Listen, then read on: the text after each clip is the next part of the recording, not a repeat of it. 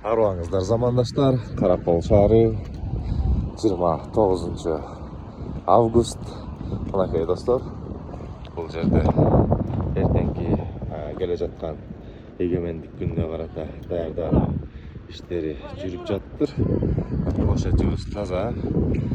Арка Тынычтановдун башкы корпусу дагы жаңы сырты жасалып бүттү. Толугу менен өткөндө башталышын тартып киргиздим ana. Ошондой достор.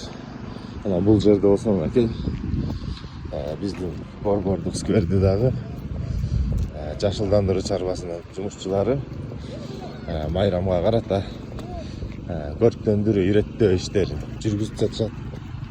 Бул жерде шөп чабыктар жүрүп атат. Мынакей гүлдөрүбүз Кудайым буйрса жакшы.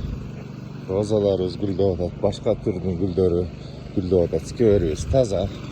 Мынакей абаларыбыз жумуш кылып атышат. Буйрса жакшы.